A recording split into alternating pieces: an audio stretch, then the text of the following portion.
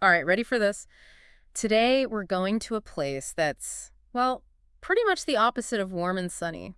Yeah, think ice, Ice, mystery, penguins. We're talking about the Arctic and the Antarctic. two places that most of us will only ever see in pictures or videos. Right, but they're way more than just these frozen landscapes at the ends of the Earth. Yeah, they're like these giant time capsules, Exactly. They hold clues to, like, Earth's history, hinting at incredible discoveries. and maybe even a glimpse into, what life on other planets could be like. Exactly. And the stuff we have to work with today is just amazing. Oh, yeah. We've got geographical data, historical accounts, even some Some pretty out there theories. that'll make you really think. For sure. So, are you ready to explore? I'm ready. Let's start with the basics, I guess. Yeah, good idea. South Pole, North Pole. What's the difference? Besides, being really, really cold. Well, the South Pole sits on a continent. Antarctica. Right, well, the North Pole. Smack dab in the middle of an ocean.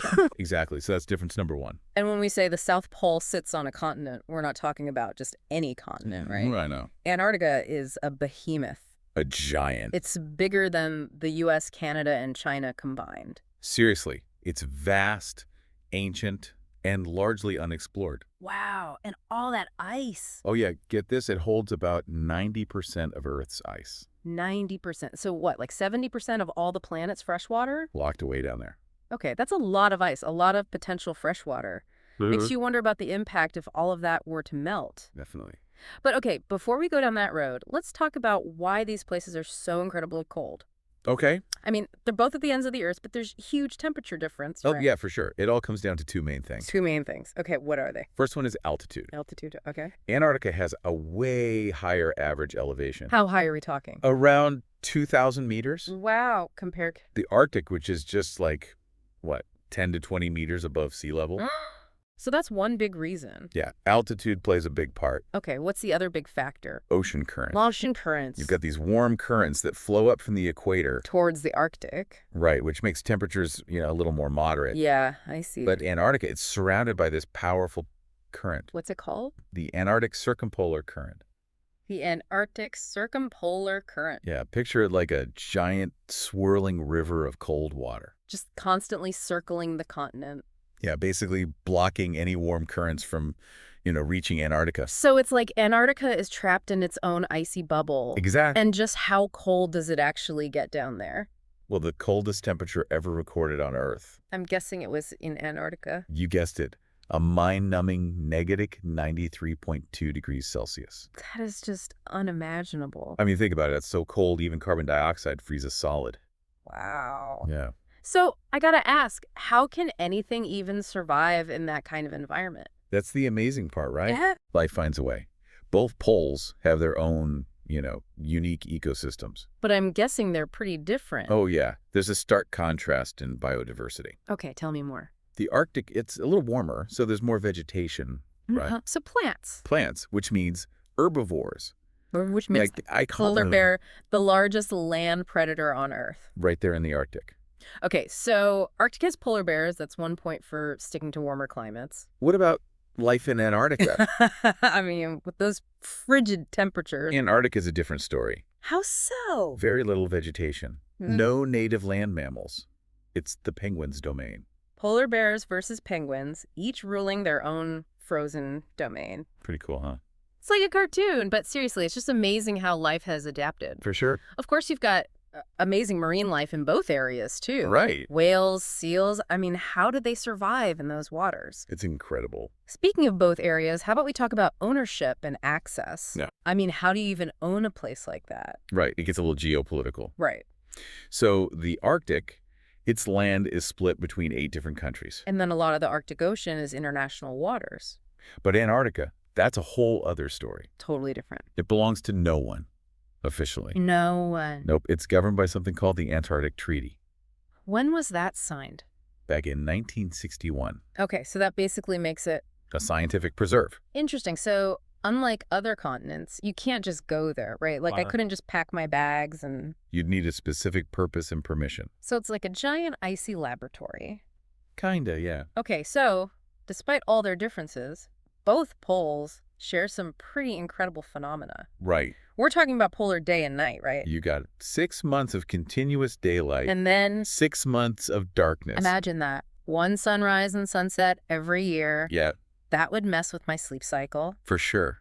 And then there were the auroras. The auroras, yeah. Australis in the south, Borealis in the north.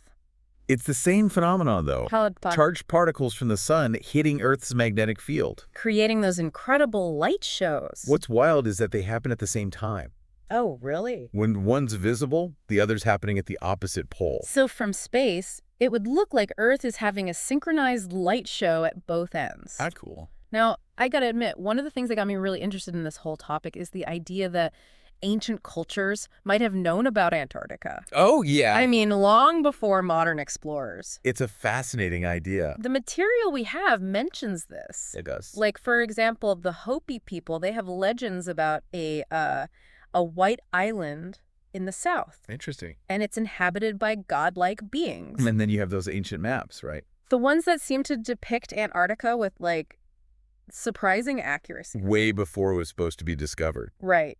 Like the Piri Reis map. From the 16th century. Yes. But it shows the coastline of Antarctica as it would have looked before it was covered in ice.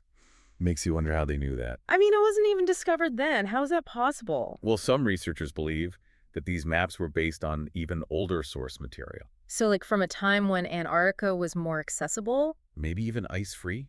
Wow. It's a theory that opens up a lot of questions, but it's pretty cool to think about. Definitely. And then, of course, there's the whole mystery of those pyramid-shaped structures. Oh, right. The ones found in Antarctica. Yeah, if they were man-made, that would rewrite history as we know it. I mean, think about it. An advanced civilization in Antarctica before we thought possible. That just blows my mind. It's wild. Okay, so we've talked about the extreme environment, the amazing wildlife, and the possibility of, Ancient civilizations. right, ancient civilizations. But let's dive into some of the incredible discoveries that have been made in Antarctica. Okay, like what? We're talking about meteorites, fossils, and Don't forget the whiskey. the century-old whiskey. Yes. Antarctica is like a treasure trove of incredible finds, right? It really is, yeah. Like over 48,000 meteorites have been found there, Imagine that. often clustered together because of the way the ice moves. It's like a cosmic gift basket. And the fossils, too. Yeah. The fossils are amazing. They paint such a vivid picture of what Antarctica used to be like. Totally different than it is today. I read about evidence of tropical plants and dinosaurs. Can you imagine that? It's wild, I mean, considering how cold and icy it is today. Yeah, it really makes you think about how much our planet can change. Absolutely. And then there's that story about the century-old whiskey, Oh, yeah. the one left behind by an expedition led by Sir Ernest Shackleton. I love that story. It was recovered a few years ago. Crazy, right? Imagine the stories that bottle could tell. It's like a tangible link to a whole different era of exploration. Makes you wonder what else is hidden beneath that ice. Who knows what's down there? Speaking of hidden, let's dive into the incredible world of Antarctic sea life. I mean, these creatures aren't just surviving, they're thriving. They are. And in some cases, they're gigantic. It's true. It's a phenomenon that continues to fascinate scientists. Like, for example... How about giant sea worms? Okay, how giant are we talking? Over 20 centimeters long and as heavy as a watermelon. A watermelon? Seriously? Seriously. That's way too big for me. And then you have colossal sea spiders. Okay, those sound even scarier. With leg spans exceeding 30 centimeters. 30 centimeters. Compared to their tiny, 1 centimeter counterparts in other oceans. So, 30 times bigger. It's pretty mind-blowing. Seriously, it's like something out of a sci-fi movie. Right. So, what's the deal with this gigantism? Why are they so much bigger in Antarctica? Yeah, what's going on? Well, there are two main theories. Two main theories. Lay them on me. Okay, first one is the cold, oxygen-rich water. At Antarctica. Right, they might be similar to conditions that allowed, dinosaurs to grow to such enormous sizes. So, millions of years ago. Exactly, it's like a peek back in time. So these creatures are living in a prehistoric time capsule. In a way. Yeah, that's fascinating. Okay, what's the other theory? The lack of predators. Lack of predators. In the Antarctic, it allows these creatures to grow, to their full potential. Without being hunted. Right, no constant threat. So they just keep growing and growing. It's an evolutionary free-for-all. Where size really does matter. Apparently so. Okay, but let's move from the ocean depths to a hidden world beneath the ice. Where are we going? A world of subglacial lakes. Subglacial lakes. Interesting. They're under the Antarctic ice sheet, right? Right, and there are over 150 of them. And the largest one. Is Lake Vostok.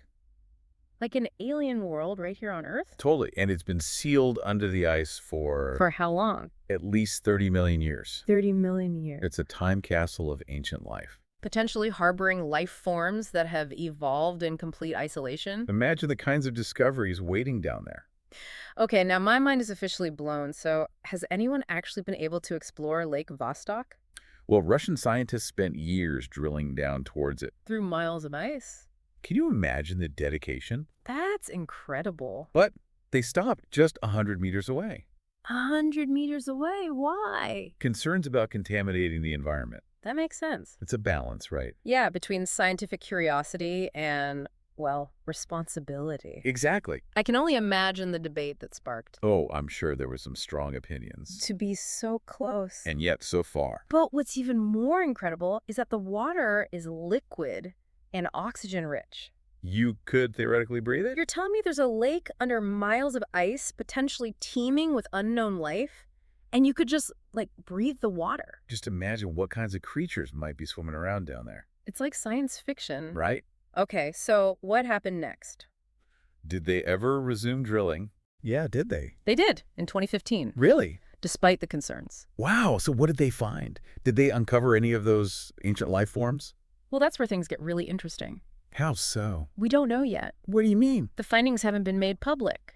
You're keeping it a secret. Now, yeah. But the possibility of discovering life that's been isolated for millions of years, or even creatures we've never encountered before, it's just thrilling. I can only imagine. It's exciting, isn't it? This is already full of mind-blowing facts and mysteries. From bone-chilling temperature. Colossal sea creatures. And the possibility of ancient life in Lake Vostok.